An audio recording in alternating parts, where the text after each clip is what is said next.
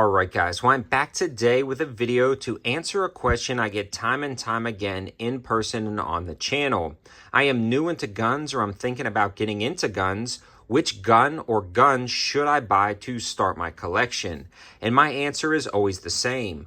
What do you want to do with your guns? Are they for target shooting, competitive shooting, personal defense, hunting applications, or deep concealed carry? There are so many different platforms on the market in 2024 that really can dial you into specifically what you want to do. But today's video is going to be focused on a lot of jack of all trades or multi-use firearms, and the top 5 firearms I think at a minimum you should grab for your collection if you're going to be getting into the firearms shooting sports or personal defense category. Let's dig right in. But before we do, I want to discuss my knife company, and actually the sponsor of today's video, 704 Gear. I just launched a knife company about 5 months ago. We are available on Amazon as well as our own website, 704gear.com.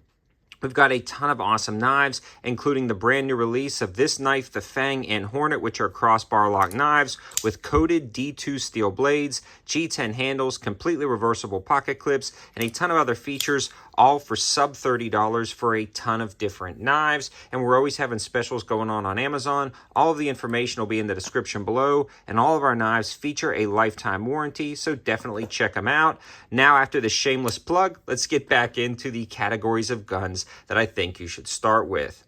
One of the main things I steer people to is a shotgun right off the bat, depending on what you want to do. A lot of guys are looking for that one gun to do a ton of different things, and they're still new to the gun world, may not have their concealed carry, they may not feel comfortable carrying in public, so getting something for personal defense, yet getting him into the shooting sports and get him into a wide variety of applications, the shotgun is probably the most versatile on the list. A good 12-gauge shotgun like the Mossberg 500 is capable of shooting a wide variety of rounds, including like number 4 buck for personal defense inside your home or some type of apartment situation. It can also fire slugs for different hunting applications if you want to get into kind of close-up deer hunting. It's good for bird hunting with bird shot, as well as bird shot for trap shooting and skeet shooting. And a shotgun is fun to just take to the range and kind of play around and shoot with and kind of learn firearms in general. A shotgun also has a simple manual of arms, especially a pump shotgun or a break barrel shotgun,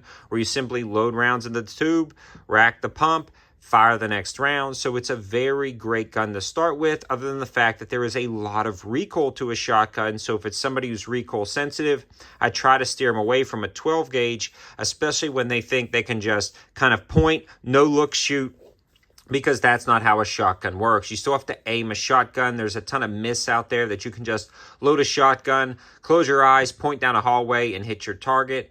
That's not how it works, especially for a personal defense situation. There is some truth to that. Shotguns do have a larger spread, especially at distance, but you can take a look at a lot of my shotgun videos, and maybe we'll do an independent shotgun video explaining that myth and debunking it. But a shotgun is a great thing to have if you want that first jack of all trades firearm. The next one I like to recommend is a mid-size 9mm handgun. Something that's potentially small enough to carry inside your waistband with an inside the waistband holster if you needed to concealed carry, but something large enough to mount different things like lights and red dots, allowing you to utilize it as a personal defense handgun, truck gun, or car gun. A 9mm handgun is great for a wide variety of applications, and 9mm is 100% what I would recommend to start with, no doubt in my mind, for my first handgun. The 9mm cartridge is a NATO spec standard. 9mm is everywhere. It's incredibly affordable, and the power potential behind some of the Plus P 9mm cartridges out there just keep pushing the limits every year, year after year. They also have lower recoil competition rounds, different types of defensive rounds, and everything in between that you can possibly think of for a 9mm, so it's a good opportunity. What we are looking at here is actually a Palmetto State Armory dagger, which is a game changer in the mid-size 9mm high-value industry.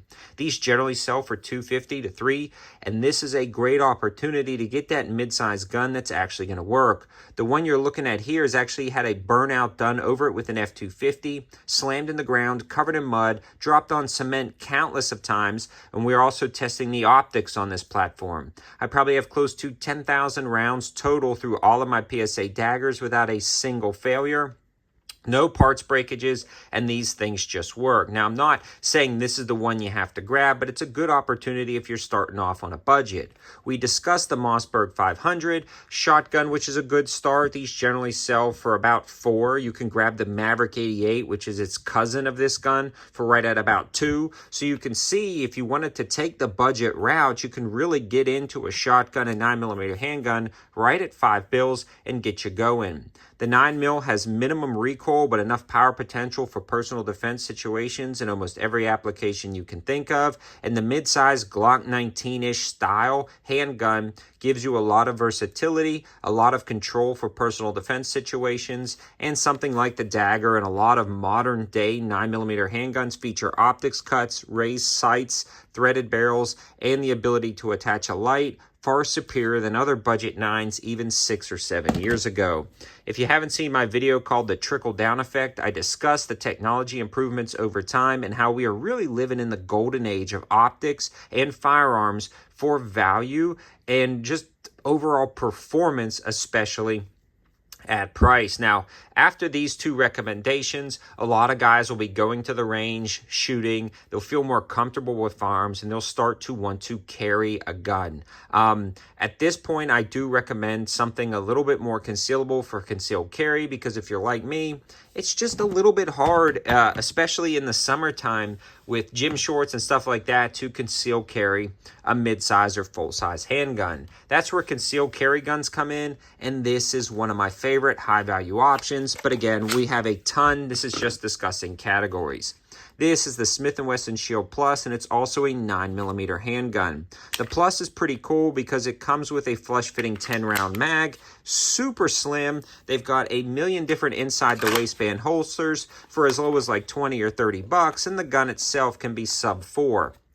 This is a pretty slick setup. It fits nicely inside the waistband for deep concealed carry, yet you have a full-size feel to it, depending on the version you buy. If you're looking for something that's a little bit more deep of a carry gun, Smith & Wesson just came out with the Bodyguard 380. There's the LCP Max, which I've fallen in love with as a pocket gun. And honestly, for me, I generally carry pocket guns a little bit more than I do full-size 9s in the summertime, but when the fall and winter comes around, this is a lot easier to carry just because jeans are a little bit easier to carry larger guns in my personal opinion. A lot of the shorts I wear a little bit lighter weight material for the summertime, so I end up deciding to pocket carry or doing a micro 380 or even maybe a smaller micro 9 like a 365 inside the waistband. Just depends on the situation, but going with a few different ones I've recommended on the channel is a good third option. You've really got your bases covered at this point for a ton of different things. You've got home defense, range shooting, target shooting, car defense, concealed carry for almost every application with a pocket pistol or micro 9. If you go with the micro 9, the 9mm rounds are going to be interchangeable between the platforms, so now you're only buying two calibers, 12 gauge and 9mm. You have hunting applications covered, skeet shooting, trap shooting, target shooting. I mean, you've got a lot covered right here, and this is where we branch out a little bit further into, I would say, two platforms that are not necessarily must-haves for like that first go-to 5 guns. You can start varying at this point, in my humble opinion. The next one is definitely an AR. For me, this is a must-have. Now, I live out in the country. I've got a lot of land around me. I do a lot of target shooting. There's potentially varmint at distances. There's different hunting applications. You also live in an area where response times may be a lot longer for law enforcement to get to something. You need to defend yourself above and beyond a 9mm handgun. Maybe you need to defend yourself at distance from something. We have a lot of coyotes. There's potential feral hogs in the land that I go to. This is kind of like my jack of all trades ranch rifle. This is what I grab to go to the land, to throw in my truck. I'm not grabbing a shotgun. I am grabbing my AR. There are so many ARs in the market right now, and they are become so affordable with advanced technology. It's really hard to turn these down. A lot of guys will come up to me and say, yeah, I want to buy an AR, but I don't have $1,000. Well, this is not $1,000 anymore. Nowhere close. And it hasn't been for a while. I think there was a while there where you could only grab an AR for a minimum of $1,000. People started looking at it, decided, no, it's not for me. But now you can grab things like this PSA Saber with premium technology for like 6 to 7 bills, or you can grab some entry-level models at 5 bills. Even cheaper than that, I've done videos on like best AR for like $350, and they work, and they're great ranch-style rifles. The other cool thing about the AR is they're not caliber dependent. You can swap out the upper assemblies with ease, and unfortunately, because of YouTube's policies, I can't show you any of that. But you can swap out this 223 556 upper for 300 blackout, 6.5 Grendel, and a ton of other calibers for different personal defense applications, different types of hunting applications, or long-range applications. So it really is a jack of all trades. And honestly, for me personally, what I use day in and day out, I would take my AR over my shotgun for the purposes of what I do. I would rather have a 9mm handgun full size, concealed carrying an AR, then grab a shotgun. But again, not everybody's going to want an AR because they may live in the city. They may not have a range that lets you shoot ARs indoors, and they may feel like the AR has too fast flying of a round for inside an apartment complex. And I understand those things, so I understand those limitations, so the shotgun may be better for them. But just know the AR is an amazing platform for a wide variety of applications. And now at this point, too, if you wanted to start getting into competitive shooting, like 3-gun shooting, you do have your 9mm, your shotgun, and your AR. And don't underestimate entering in some of those competitions. A lot of guys shoot from a static range and don't really get the full potential out of their firearms, or they don't experience stress at the range. And you will experience stress in life or death scenarios, personal defense scenarios, or even hunting applications that you wouldn't really expect until you're right in them. Entering competition gives you that timed stress level. It induces barriers, movement into your shooting, and having these 3 guns is a really good way to start entering those and becoming proficient with your firearms. And the next category that I want to mention is a 22. If you haven't added a 22 into your collection at this point, a lot of guys, and I've seen this evolve in myself and a ton of other people getting into guns, they get all these guns, they start shooting, they shoot every single weekend, and they're like, wow, this is adding up. I know 9mm is cheap and 223 is not the most expensive, but it's pretty pricey. What should I do? And I always say get a 22, either a 22 pistol or a 22 rifle.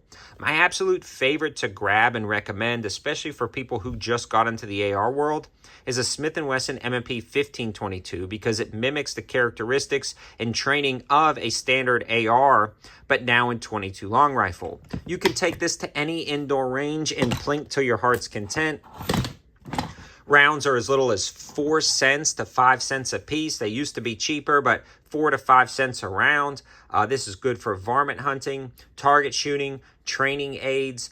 The list goes on and on for reasons to have a 22. You can put a can on the end, threaded half by 28, allowing you to shoot super quiet. And about 22 and a few other centerfire cartridges like 300 blackout bolt gun or a 38 special lever gun. Those are about movie quiet. Really movie quiet when you put a can on the end. So having a 22 in your collection is definitely great for practicing, getting reps down at the range, for fun, and for varmint hunting. If you do have a pest problem and you're out on the land, or maybe you're at your house and you don't feel comfortable taking the shotgun and waking up the entire neighborhood, or shooting a 223 because you don't feel comfortable or safe, I've taken many a varmint out with a 22, and it works really good for the land, for around your house, for pest control and things like that. So I hope you guys liked the video. This is, again, a general purpose list of the minimum 5 guns I should think every gun owner has. We could definitely break it out to bolt action hunting rifles and precision long range and